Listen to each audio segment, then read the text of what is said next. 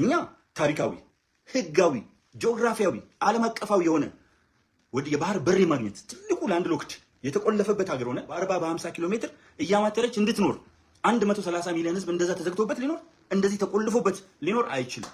ጣሊያን የተዋትን አስመራን ማቆየት ያልቻለ ኤርትራን ማቆየት ያልቻለ ወደቡን የዝንብ መናኸሪያ ያደረገ ሰውዬ ኢሳያስ አፈወርቂ ፍቅር ፈላጊ፣ ሰላም ፈላጊ፣ የተለየ ሰው ክቡር ጠቅላይ ሚኒስትር ዶክተር አብይ አህመድን በተቃራኒው ጦርነት ናፋቂ አድርገው የሚስሉ ሰዎችን ሳስብ እጅግ በጣም ይገርመኛል።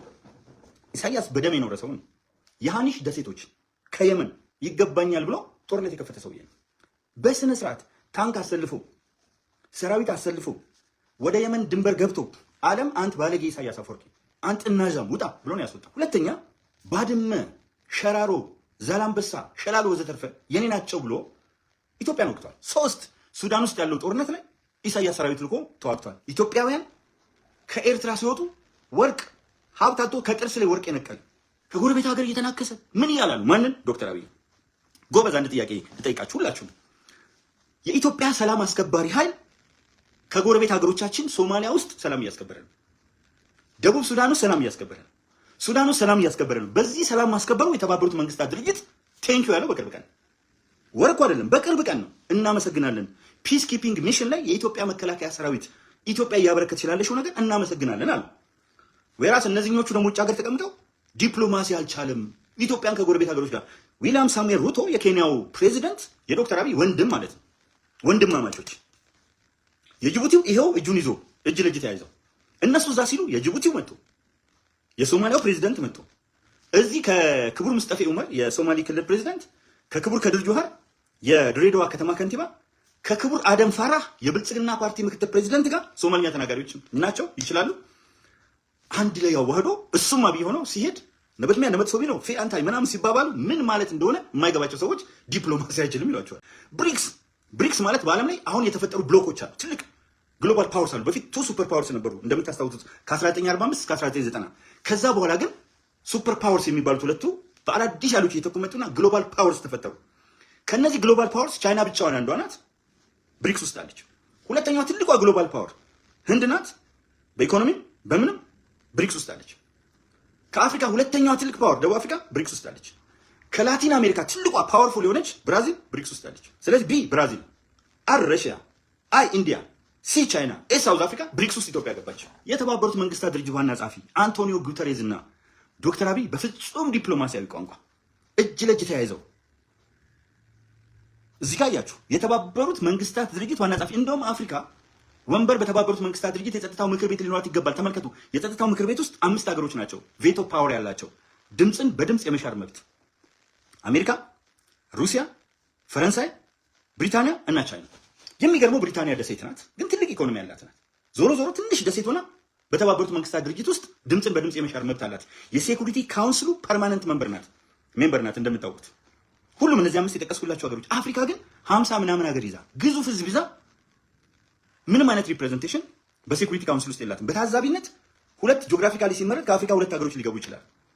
ይሄንን ለመቀየር የሚደረገውን ትግል ከፊት ለፊት እየመራ ያለው ክቡር ጠቅላይ ሚኒስትር ዶክተር አብይ አህመድ ነው። አንድ ዲፕሎማሲው ለኢትዮጵያ ብቻ ሳይሆን ለአፍሪካ ጭምር አይነተኛ ሆኗል። የጣሊያኗን ጠቅላይ ሚኒስትር ተመልከቷት። አፋን ከፍታ ፈዛ እስክታይ ድረስ የትኛውን ሙዚቃ እንደምትወድ በዛ ኢትዮጵያውያን ተዘጋጅተው ዲፕሎማሲውን እስከዛ ደረጃ ድረስ ነው። በነገራችን ላይ በዲፕሎማሲ ዝም ብሎ መወዳደር አይደለም፣ በልዩነት ነው ከፍታ ያመጣው። የህንዱ ጠቅላይ ሚኒስትር ሲመጣ እጅ ወደ ላይ በፍቅር የህንዱ ጠቅላይ ሚኒስትር፣ የጣሊያኗ ባለፈው የአፍሪካ አሲስታንት ሴክሬታሪ ኦፍ ስቴት ማለት የአፍሪካ ወታደራዊ እዝ አዛዥ መጡ። ተገርመው የአሜሪካው ናቸው። የአሜሪካ ወታደራዊ እዝ አዛዥ ጣሊያን ከኢትዮጵያ ጋር በባህር ለመስራት ተስማማች። ቅኔው ከባድ ነው። እነዚህ ምን ይላሉ ጦርነት ሰባቂዎቹ? ዶክተር አብይ ዲፕሎማሲ አልቻለም።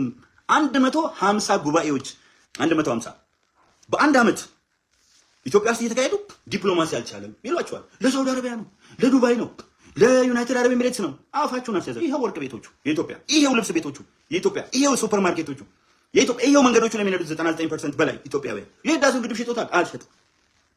ዚስ ኢዝ ሪያሊቲ። እኔ የምናገረው አንዷ እንኳን ስህተት ቢኖራት ህሊና ይቆረቁረኛል። አንዷ የህዳሴው ግድብ ቆሞ ነበረ፣ እንጉልፋቶ ብረት ከተውበት ነበር። መናኛ ቀይሮ ዶክተር ኢንጂነር ስለሺ በቀለን አንተ ዶክተር ክፍሌ ወሮን ኢንጂነር ክፍሌ ወሮን አንጥቶ እንደገና በጀት መድቦ አጠናቀቁ። ኤሊት ሰራዊት ፈጠረ 100 ብሎ ነገራቸው አይደል ዶክተር አብይ ከአንድ ሄሊኮፕተር ተነስተ 100 አለ። እውነት 100 ነው ወይ አይደለም አይነገርም አሉ። ጎበዝ ስለ ጦርነት ስታስቡ ዶክተር አብይ ጦርነትን ለማስቀረት ማንም ደግሞ ደጋግሞ እንዲያስብ ህወሓት የትግራይን ሰላም አሳጣ። ይሄው አሁን ትኩረታችን አለ ክቡር ጠቅላይ ሚኒስትር ዶክተር አብይ አህመድ ትግራይ መገንባት ነው አለ። እነዚህ ተንከሲሶች ካሰሩ እሱ ትግራይን መገንባት ነው ይላል፣ እነሱ ትግራይን እያፈረሱ የትግራይን ልጅ ዊልቸር ላይ ያስቀመጡ እኛን ወንበር ላይ መልሰን የለም አበደን። ማን አባህ ነው የሚመልሰን? ሶስት የተወቅተ አሁንም እመለሳለሁ። እንዲህ አይነት የገነተረ ጭንቅላት ነው ያላቸው ህወሓትና ሻዕቢያ። ከማኒፌስቶቸው ካነሳሳቸው ጀምሮ የኢትዮጵያ ህዝብ አጠቃላይና የአማራው በተለይ ጸሮች ናቸው። አድዋ፣ ሽራ፣ አክሱም፣ አሽአ የሚባል የሻዕቢያ ዳይነስቲ የትግራይ ህዝብ አይደለም። በፍጹም ከህዝብ ጋር አታገናኙ። የትግራይ ህዝብ ክቡር ህዝብ ነው። ይህንን ቃሌን መቼም አልቀይረው። በህዝብ ላይ ተደራድሬ አላውቅም። እንደዛ እያደረጉ በስናይፐር በራፋችን ላይ በየቦታው ስንቱን በሉት። ስንቱን ጀግና በላው ደርግ፣ ስንቱን ጀግና በላው ህወሓት። እኔ እንደዚህ ተጠላልተን አናውቅም። ኢትዮጵያውያን እንድንከፋፋ መርዙን የተከለው ህወሓት መሆኑን ካድልኝ እስቲ አንድ ካድ። ክቡር ጠቅላይ ሚኒስትር ዶክተር አብይ አህመድ ወደ ስልጣን ከመጣ ጀምሮ ትግራይ ሄደ ሞተር ናችሁ፣ አማራ ክልል ሄደ እዚህ ጋር ያሳደጋችሁኝ ልጅ የሰጣችሁኝ ወጥ ጠይቄ እርጎ ላይ ጨምራችሁ የሰጣችሁ ክቡር ህዝቦች፣ ይሄው ለእናንተ የሚገባው። ሶማሌ ሄደ፣ አፋር ሄደ፣ እረፍት አልባ ሆኖ ዓለም ላይ ዞረ። እቺን ሀገር ከውድቀቷ ለማዳን 900 ቢሊዮን ብር እዳ ትተውብን ሄዱ። ብሔራዊ ባንክ ጦርነት ናፋቂ ስለሆኑ ህወሓትና ሻዕቢያ ሁለቱ በፈጠሩት መተጋገዝ ሻዕቢያ ነው የሚያስተዳድረው። ህወሓት ቀፎው ነው፣ ቱቦው ነው። ከውስጥ ነው የሚያስተዳድረው ሻዕቢያ ነው። የተጣሉት በጥቅም ግብጭት ነው። አዜብ መስፍን እኔን ካልበላው አለች። ሁሉም ውስጥ አለውበት።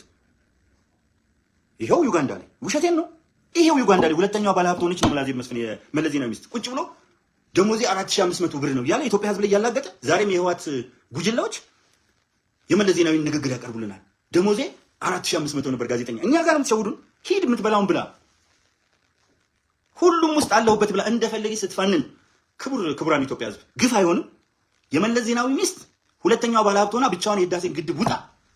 የክቡር ጠቅላይ ሚኒስትር ዶክተር አብይ ባለቤት ቀዳማዊት እመቤት ዝናሽ ታያቸው 39 ትምህርት ቤት ሲገነቡ በእያንዳንዱ ፕሮጀክቶች ከፊት ለፊት ስትመጣ ይሄንን አይታችሁ እናንተ አይደለም በእድሜ ታናናሾች ስለሆኑ ክቡር ጠቅላይ ሚኒስትሩ ባለቤታቸው ክቡርት ቀዳማዊት እመቤት ዝናሽ ታያቸው በዚህ እድሜያቸው እየሮጡ 24/7 እየሰሩ ለፍቅራቸው እንኳን የሰሩት መናፈሻ ውስጥ ነው የሚሄዱት። የሸተተ ቤተ መንግስት ነበር ያስረከቡ።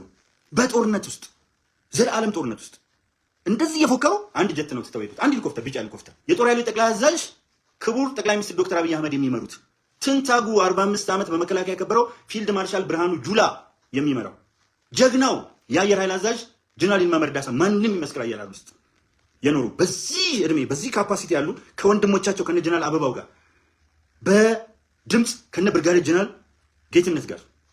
ጌትነት አዳነ ጋር በአንደበት ከበርካታ መከላከያ ጋር ሆነው ኤሊት ሰራዊት። ወቅታዊ መረጃዎች ቶሎ እንዲደርሳችሁ ቻናሉን ላይክ እና ሰብስክራይብ በማድረግ ይከታተሉ።